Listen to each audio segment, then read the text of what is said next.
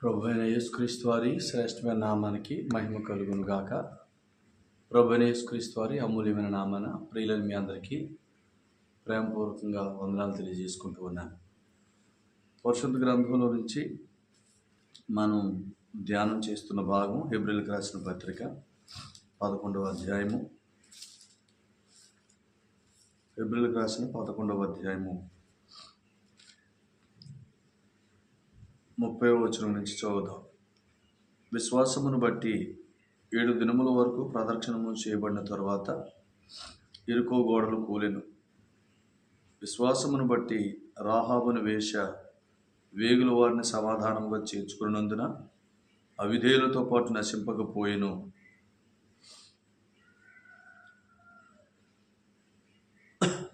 ప్రార్థన చేద్దాం. పరిశుద్ధుడైన తండ్రి, ప్రేమ కలిగిన మా ప్రియ పరలోకపు దేవా, మీకు వందనములు, స్తోత్రములు, స్తుతులు చెల్లిస్తూ ఉన్నాం. మీరు ప్రేమించి ఇచ్చిన ఈ మంచి సమయానికి కృతజ్ఞతలు. ఈ సమయాన్ని దీవించి ఆశీర్వదించి మా కొరకు మీరు ఇచ్చినందుకై స్తోత్రాలు.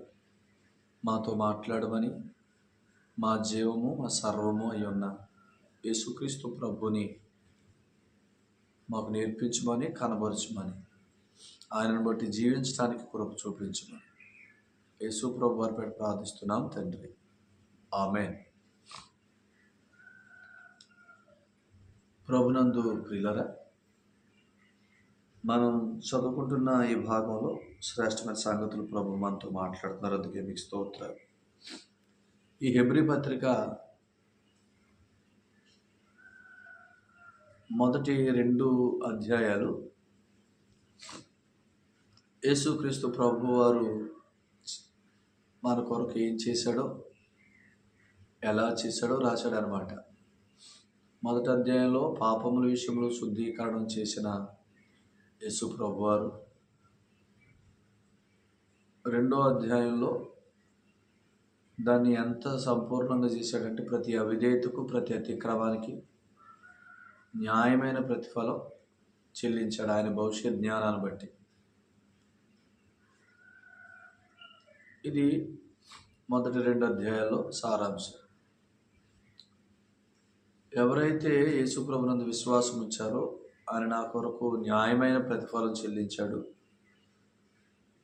పాపముల విషయంలో శుద్ధీకరణం చేశాడు మాత్రమే కాదు, జీవిస్తున్న దినాలన్నిటిలో వాగ్దాన రూపకమైన గొప్ప జీవాన్ని జీవించడం కొరకు ఆయన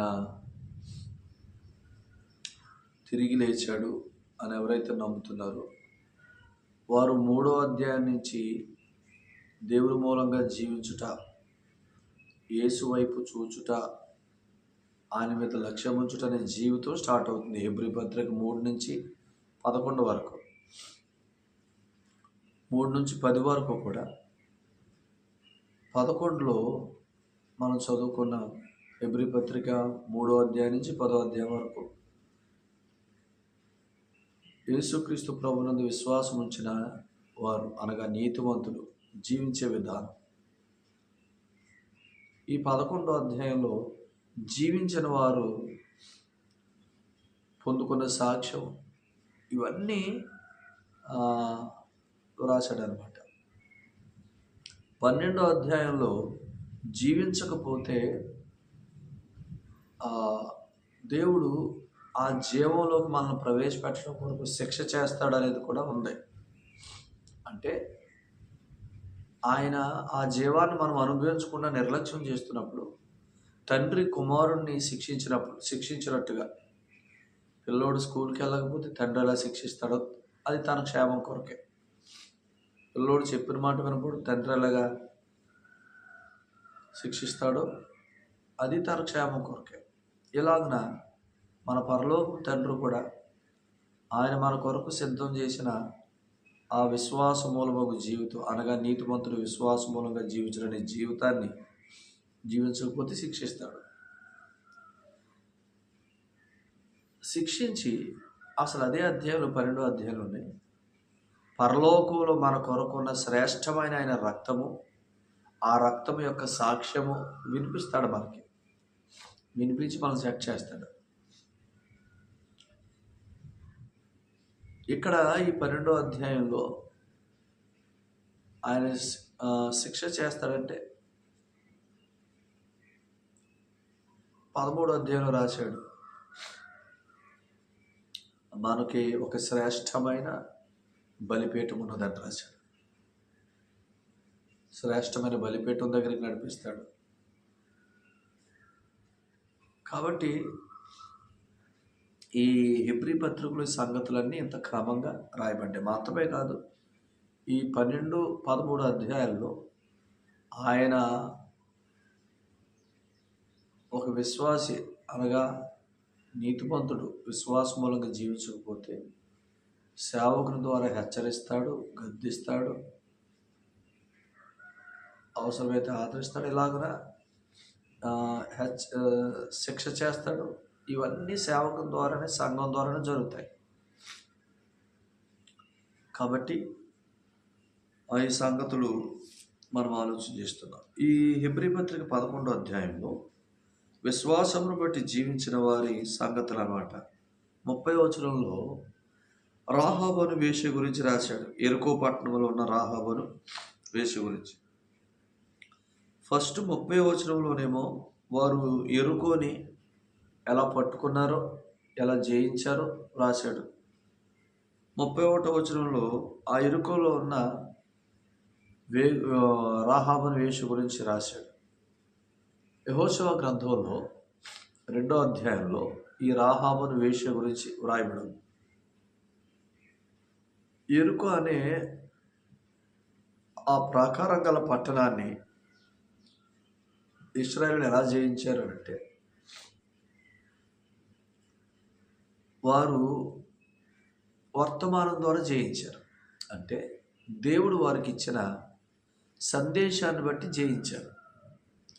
దేవుడు ఏమన్నాడంటే, మీరు ఆ గోడ చుట్టూ లేవీయులు మందసాన్ని మోసుకుంటూ వారి వెనక మీరు అందరూ తిరుగుతూ 7 దినాలు ప్రదక్షిణం చేయండి. 7వ దినాన గోడ కూలిపోతుంది, మీరు బోర్లు ఊదినప్పుడే చెప్పాడు. అలాగన వారు ఈ సందేశాన్ని పట్టుకొని ఆ ఎరుకో గోడ చుట్టూ ప్రభువు చెప్పినట్టుగానే తిరిగారు 6 రోజులు. 7వ రోజు గోడ కూలిపోయింది. ఇప్పుడు ఇలా అనుకుందాం, ఈ అధ్యాయం విశ్వాసాన్ని బట్టి జీవించిన వారు గురించిన అధ్యాయం కాబట్టి వీరి విశ్వాసం మనం ఆలోచించేద్దాం. అసలు జనరల్గా ఏమనాలి, మీరు ఆ కోట గోడలో కోల్చడానికి మీరు ఏమీ చేయొద్దు. మీరు వెళ్ళి మందసం మోసుకుంటూ యాజకులు ముందుగా వారి వెనక మీరు బోర్లు ఊదుకుంటూ ప్రదక్షిణ చేయండి. 6 దినాలు 7వ దినాన దాని అది కూలిపోద్దని చెప్పారు. ఇప్పుడు ఈ సందేశాన్ని నమ్మటం గొప్ప కదా. ప్రభు ఇలా చెప్పాడు, ఆయన చెప్పింది చెప్పినట్టు జరుగుద్ది. మన పని ఏంటి? దాని చుట్టూ ప్రదక్షిణ చేయటమే. 6 రోజులు తిరిగితే 7వ రోజు కూలిపోద్ది. 7వ రోజు ఇది ఎలాగ కూలిపోద్ది అనేది వారి హృదయాల్లో ఉన్న సందేశం. మనం ప్రదక్షిణం చేస్తే 6 దినాలు, 7వ దినాన మనం ప్రదక్షిణం చేసి బోర్లు ఊదినప్పుడు ఈ గోడ కూలిపోద్ది అనే విశ్వాసంతో తిరిగారు.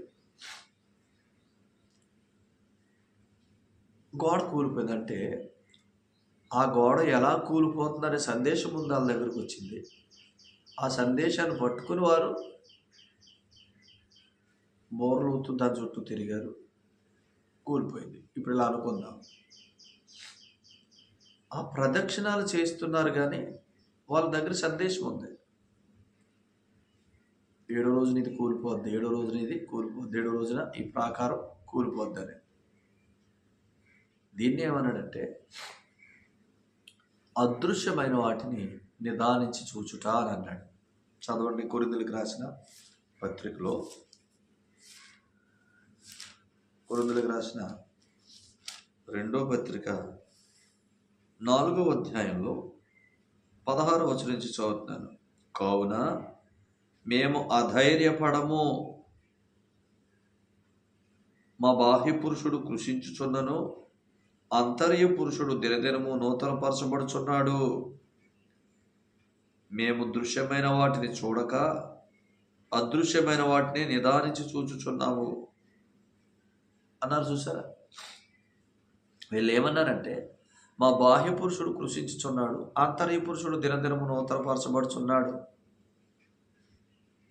మేము దృశ్యమైన వాటిని చూడక అదృశ్యమైన వాటిని నిదానించి చూస్తున్నాం. దృశ్యమైనది ఏంటి? ఎత్తైన కోటగోడలు. వీటిని ఎవడు కూలుస్తాడురా? ఇంత పెద్ద కోటగోడలు కూల్చాలంటే ఎంత టైం పడుతుందిరా? ఎందుకు వచ్చిన పోనురా అని అనుకోలేదు వాళ్ళు. మేము దృశ్యమైన వాటిని చూడక అదృశ్యమైన వాటిని చూస్తున్నాం. అదృశ్యమైనది ఏంటి? 7వ దినాన కోటగోడ కూలిపోద్ది అనేది ప్రస్తుతం జరగలేదు, అది అదృశ్యం. కానీ అది జరుగుతుంది, ఆయన చెప్పాడు జరుగుతుందని విశ్వాసంతో ఆ అదృశ్యమైన వాటి గురించి ప్రభు ఇచ్చిన సందేశాన్ని, విశ్వాసం అన్నది నిరీక్షింపబడి వాటి యొక్క నిజస్వరూపం. హెబ్రీ పత్రిక 11వ అధ్యాయం ప్రారంభం ఏంటి? విశ్వాసం అన్నది నిరీక్షింపబడి వాటి యొక్క నిజస్వరూపం. వీళ్ళ నిరీక్షణ ఏంటి? 6 రోజులు తిరిగి 7వ రోజు ఆఖరి రోజు కూడా తిరిగి బోర్లో ఉన్నప్పుడు ఈ కోటగోడ కూలిపోద్ది అనేది నిరీక్షణ. విశ్వాసం అంటే ఏంటి? నిరీక్షింపబడి వాటి యొక్క నిజ స్వరూపం. వీళ్ళ విశ్వాసంతో మనం 7 రోజులు ప్రదక్షిణ చేసినప్పుడు 7 రోజులు కూలిపోతారనే విశ్వాసంతో తిరుగుతారు కదా. ఆ విశ్వాసం ఏదైతే నిరీక్షించారో అది జరిగించిందనమాట. అదే హెబ్రీ పత్రిక 11లో విశ్వాసం అంటే నిరీక్షింపబడే వాటి యొక్క నిజ స్వరూపము మాత్రమే కాదు, అదృశ్యమైనవి ఉన్నవనుటకు రుజువు. అసలు అంతవరకు 7వ దినాన గోడ కూలిపోద్ది అనేది అదృశ్యంగా ఉంది, కానీ 7వ దినాన అది జరిగింది. అంటే విశ్వాస సందేశాన్ని మనం పట్టుకొని ప్రభు మనం జీవించడానికి, మన విజయం కొరకు, మన క్షేమం కొరకు, మన అభివృద్ధి కొరకు ఆయన ఇస్తున్న ప్రతి సందేశాన్ని మనం వింటూ ఆ సందేశాన్ని బట్టి మనం మాట్లాడుతున్నప్పుడు పైన చదవటం ఇక్కడ ఏముంది? 14వ వచనంలో విశ్వసించి తిని గనుక మాటలాడి తిని అని వ్రాయబడిన ప్రకారము అట్టి విశ్వాసంతో కూడిన ఆత్మగలవారమై మాట్లాడమని అన్నాడు. చూసారా? విశ్వసించి మాట్లాడుతున్నారు. అంటే కోటగోడ చుట్టూ తిరిగినంతసేపు వాళ్ళు ఏం మాట్లాడారు? 7వ దినాన్ని ఇది కూలిపోద్దురా, 7వ దినాన్ని ఇది కూలిపోద్దురా, 7వ దినాన్ని ఇది కూలిపోద్దురా. ప్రభువు చెప్పాడు 7వ దినాన్ని ఇది కూలిపోద్ది, 7వ దినాన్ని ఇది కూలిపోద్ది. అంటే విశ్వసించి మాట్లాడుతున్నారు. వారి ప్రయాణం అంతట్లో, వారి ప్రదక్షిణాలన్నిటిలో విశ్వాసంతో మాట్లాడుతున్నారు. ఇప్పుడు ఇలా అనుకుందాం, యేసు ప్రభునందు విశ్వాసం ఉంచి మనం జీవిస్తున్న దినాలన్నింటిలో, మనం ప్రయాణం చేస్తున్న దినాలన్నింటిలో, లేదా ఇలాగ అనుకుందాం, మనం యాత్రా దినాలన్నింటిలో కూడా మనం ఎలా మాట్లాడాలా? విశ్వాసంతో మాట్లాడాలా. దేని కొరకు? ప్రతి విషయం కొరకు. ఇప్పుడు మనం వెళ్తే వారికి ఎరుకో కోటగోడలు ఎదురైనవి. మన జీవితంలో మనం జీవిస్తున్న దినాల్లో, మనం ప్రదక్షిణాలు చేస్తున్న దినాలలో, లేదా మనం యాత్ర చేస్తున్న దినాలలో మనకి ఎత్తైన కోటగోడలు ఉంటాయి. అవి ఏమైనా అవ్వచ్చు, రకరకాల కోటగోడలు అవ్వచ్చు. నీ అనారోగ్యం అనే ఎత్తైన కోట, అనారోగ్యంతో ప్రయాణం సాగుద్దా? సాగదుగా. ఎరుకో కోటగోడలు ఉంటే ప్రయాణం సాగుద్దా? సాగదుగా. ఆర్థిక సమస్యలు ఉంటే ప్రయాణాలు సాగుతాయా? సాగవుగా. కుటుంబ సమస్యలు ఉంటే ప్రయాణాలు సాగుతాయా? అంటే ఇవన్నీ కూడా ఇంకేమైనా ఇవన్నీ ఎత్తైన ఎరుకో గోడలు. మరి ఈ గోడలు కూలాలంటే నీ దగ్గర సందేశం ఉండాలి, విశ్వాస వాక్యం ఉండాలి. అదృశ్యమైన వాటిని నిదానించి చూడటానికి నీ దగ్గర విశ్వాస సందేశం ఉండాలి. ఆ గోడలు నువ్వు 7 రోజులు తిరుగు, 7వ దినాన్ని కూలిపోతాయనే సందేశం నీ దగ్గర ఉండాలి. ఆ సందేశం లేకుండా నువ్వు ఎన్ని ప్రదక్షిణాలు చేసినా ఏమవుద్ది? ఏమీ లేదు. వారి దగ్గర సందేశం ఉంది, అంక విశ్వాస వాక్యం ఉంది. 7 రోజులు తిరిగితే 7వ రోజుని కోటగోడ కూలిపోద్దని విశ్వాస వాక్యం ఉంది. ఆ వాక్యాన్ని పట్టుకుని విశ్వాసంతో మాట్లాడుతూ తిరిగారు. 7వ రోజున దాని నిజమైన కార్యాన్ని వారు చూశారు. ఇలా ఆలోచన చేయండి. నువ్వు జీవిస్తున్న దినాలన్నిటిలో నీకు ఎదురవుతున్న ప్రతి కోటగోడలో కూలిపోతాయి అని అనటానికి విశ్వాస వాక్యాన్ని నువ్వు పొందుకోవాలి. శ్రేష్టమైన స్పష్టమైన సందేశాన్ని ప్రభు దగ్గర నుంచి పొందుకోవాలి. ఏ మేలైతే చూడాలనుకుంటున్నావో ఆ మేలు విషయమైన స్పష్టమైన సందేశాన్ని నువ్వు పొందుకోవాలి. ఆ సందేశాన్ని బట్టి నువ్వు మాట్లాడుతూ ప్రదక్షిణం చేయాలా, మాట్లాడుతూ జీవించాలా. అప్పుడు ఆయన నిర్ణయించిన కాలంలో ఏ కోటగోడలు అయితే నీ ప్రయాణానికి అడ్డుగా ఉన్నాయో ఆ కోటగోడలు ఆయన కూల్చేస్తాడు. నీ భవిష్యత్తుకు అడ్డుగా ఉన్నాయి ఆ కోటగోడలు కూల్చేస్తాడు. నీ బిడ్డల భవిష్యత్తుకు అడ్డుగా ఉన్నాయి ఆ కోటగోడలు కూల్చేస్తాడు. నీ ఆరోగ్య విషయంలో ఉన్న కోటగోడలు కూల్చేస్తాడు. మీరు ఆలోచన చేస్తే విశ్వాస వాక్యం విశ్వసించితిని గనుక మాటలాడితిని అని వ్రాయబడినట్టు అట్టి విశ్వాసంతో కూడిన ఆత్మ గలవారం అంటే, విశ్వాసంతో కూడా ఆత్మ గలవారం అంటే వారి ఆత్మలో విశ్వాస వాక్యం ఉంది. ఆ విశ్వాస వాక్యాన్ని బట్టి మాట్లాడుతున్నారంటే ఆత్మను అనుసరిస్తున్నారు, విశ్వాస మూలంగా జీవిస్తున్నారు, దేవుని నోటి నుంచి వచ్చి మాటను పట్టుకొని జీవిస్తున్నారు. అందుకనే మీరు వాక్యం వింటే మీరు ధైర్యంగా ముందుకు సాగటానికి, మీరు ధైర్యంగా విశ్వాసంతో మాట్లాడుతూ ప్రదక్షిణాలు చేయటానికి అవసరమైన సందేశం మీ దగ్గరికి రావాలా. సందేశం లేకుండా యాత్ర ధైర్యంగా ఉండదు.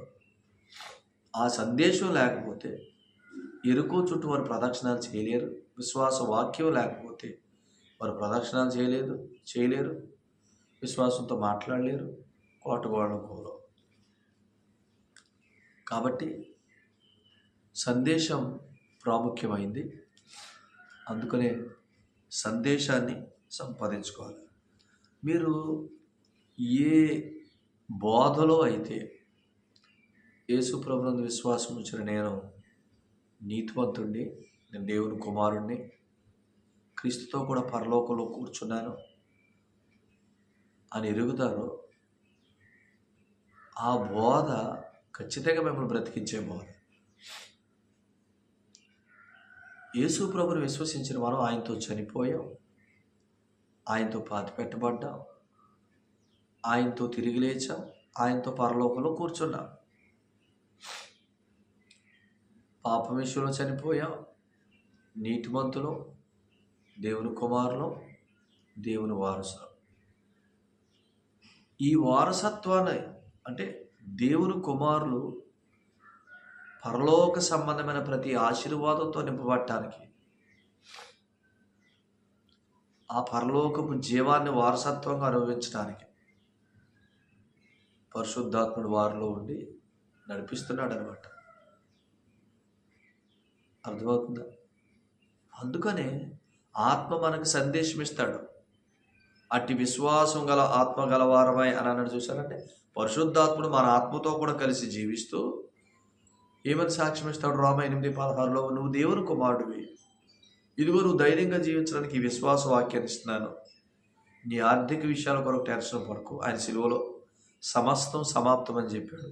నీ ఆర్థిక విషయాల కొరకు సమాప్తం చేశాడు, నీ ఆరోగ్య విషయాలు సమాప్తం చేశాడు, నీ కుటుంబ విషయాలు సమాప్తం చేశాడు, సమస్తం ఆయన సమాప్తం చేశాడు. నువ్వు దేనికి టెన్షన్ పడుకో, ఈ విశ్వాస వాక్యం పట్టుకో, ప్రదక్షిణాలు చేయి, కోటగోడలు కూలిపోతాయని చెప్తాడు.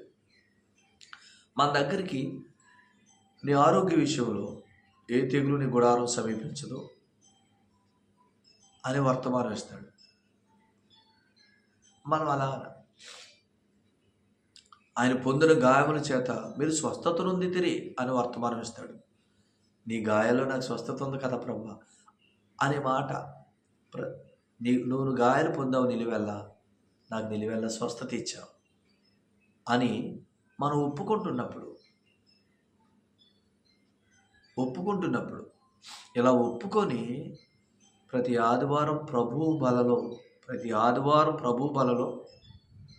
ఆదివారం రొట్టె విరుస్తూ ఆయన శరీరంలో పాలుపంపులు పొందుతున్నప్పుడు ఖచ్చితంగా అద్భుతమైన స్వస్థతను చూస్తాం. ఆయన శరీరంలో నిలువెల్లా గాయాలు పొందాడు, మనకు నిలువెల్లా స్వస్థత ఇచ్చాడు. ఇలాగ ఎన్నో వాగ్దానాలు, ఆ వాగ్దానాన్ని నీకు ఇస్తాడు విశ్వాస వాక్యాన్ని. దాన్ని బట్టి నువ్వు మాట్లాడుతూ జీవిస్తావు, కోటగాళ్ళు కూలిపోతాయి. కాబట్టి సంగతులు మీరు మనసులో పెట్టండి. ప్రభు ఇలాగున ఏ సహవాసంలో అయితే నేను క్రీస్తుతో చనిపోయాను, క్రీస్తుతో పాతి పెట్టబడ్డాను, క్రీస్తుతో తిరిగి లేచాను, క్రీస్తుతో కూర్చున్నాను, నేను పాప విషయంలో చనిపోయాను, నేను నీతిమంతుడిని, దేవుని కుమారుణ్ణి, క్రీస్తుతో పరలోకంలో కూర్చున్నాను, పరలోక సంబంధమైన ప్రతి విషయానికి ఆశీర్వాదానికి నేను వారసుని, నాలో పరిశుద్ధాత్ముడు ఉన్నాడు అనే సందేశం మీరు పొందుకుంటారో అటు నిశ్చేతలో మిమ్మల్ని ఎల్లప్పుడూ నడిపించే సహవాసంలో ఖచ్చితంగా మీకు విశ్వాసవాక్యం దొరుకుతుంది. ఆ విశ్వాసవాక్యాన్ని పట్టుకోండి, ఆ విశ్వాసవాక్యాన్ని బట్టి మాట్లాడుతూ జీవించండి, ప్రదక్షిణాలు చేయండి. ఎలాంటి కోటగోళ్ళైనా కూలిపోతాయి. దేవుడు అటు కృప మీకు దయచేయునుగాక. మరొక సంగతి, ఈ హెబ్రీ పత్రిక 11వ అధ్యాయంలోనే కింద రాహాబును వేష ఈ ఎరుకోని వేగు చూడటానికి, ఎరుకోని పట్టుకోవటానికి ముందే యెహోషువ అనే ఆ నాయకుడు, ఇశ్రాయేలు నాయకుడు వేగులు వారిని అంటే స్పైక్స్ని పంపించాడు. ఎరుకోని చూసి రండి, మనం దాన్ని పట్టుకోబోతున్నాం అని పంపిస్తే వారు చూడటానికి వెళ్ళినప్పుడు రాహాబును వేష, ఆమె పట్టణంలో కాదు కోటగోడ మీద ఉంది. మరి వేష కదా, పట్టణంలో ఉండనివ్వలేదు, కోటగోడ మీద ఉంచారు. ఆ రాజ్యంలో రాజులున్నా, జ్ఞానులున్నా, అధికారులున్నా వాళ్ళెవ్వరూ గమనించిన సంగతులు ఈవిడ గమనించింది. ఒకవేళ గమనించిన వారు పట్టించుకోలేదేమో, కానీ ఈవిడ గమనించింది. చూడండి ఎంత జ్ఞానం ఇచ్చాడు.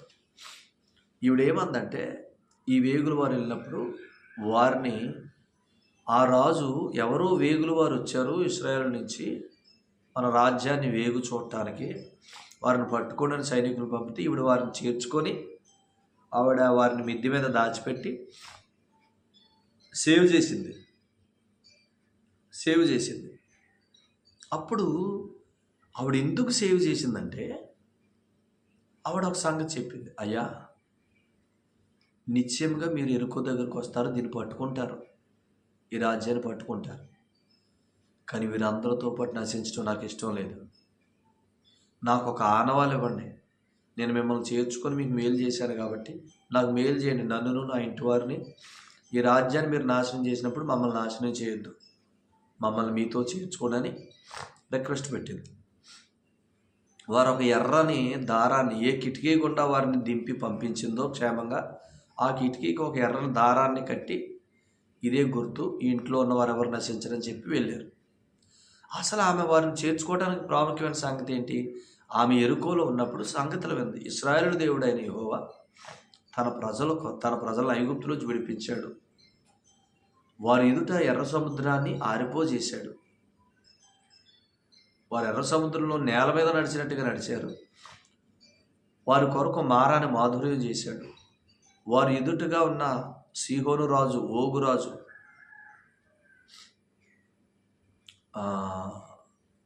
సీహోనుకు, ఓగు అనే రాజుల ద్వారా రాజుల మీద వారికి ఎలా విజయం ఇచ్చాడు, ఈ సంగతులన్నీ విన్నదనమాట. విని వారితో అంటుంది, మీ దేవుడు పైన ఆకాశమందు దేవుడే, కింద భూమి అందు దేవుడే, ఆయన ఎదుట ఎట్టి మనుషులకైనా నిలుచుటకు, లేదా మీ ఎదుట ఎట్టి మనుషులకైనా నిలుచుటకు ధైర్యం సరిపోదు. ఆయన మీ కొరకు ఎర్ర సముద్రాన్ని ఎలా ఆరిపోజేశాడు, మీ కొరకు ఎలా మారాను మాధుర్యం చేశాడు. అమోరీయులు ఇద్దరు రాజులైన సీహోనుకు, ఓగుకు మీరేం చేశారో విన్నప్పుడు మా గుండెలు కరిగిపోయి అంటే అందరూ కరిగిపోయినాయి. కానీ ఈవిడ ఒప్పుకుంది, ఈవిడ విశ్వసించింది. ఆనాడే విశ్వసించింది, ఈ సందేశం వచ్చినప్పుడే విశ్వసించింది కాబట్టి ఆనాడే రక్షించబడింది. ఇప్పుడు వీరిని చేర్చుకుంది, ఇది సత్క్రియ. ఆమె ముందే విశ్వసించింది ఈ సందేశం విన్నప్పుడే. ఇప్పుడు వేగుల వారు వచ్చినప్పుడు ఆ విశ్వాసాన్ని బట్టి చేర్చుకుంది, ఇది సత్క్రియ. చూడండి, విశ్వాసి చేసే క్రియలు సత్క్రియలు. యేసు ప్రభునందు విశ్వాసం ఉంచి చేసే క్రియలేని దేవుడు సత్క్రియలుగా పరిగణిస్తాడంటే విశ్వాసముతో చేసే క్రియలు.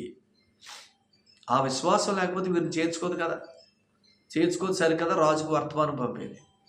అలాగే విశ్వాసం ద్వారా జీవిస్తూ, విశ్వాస మూలంగా జీవిస్తూ, దేవుని ప్రేమను ఎరుగుతూ, దేవుడు మనకిస్తున్న వర్తమానాన్ని బట్టి జీవిస్తున్న మనం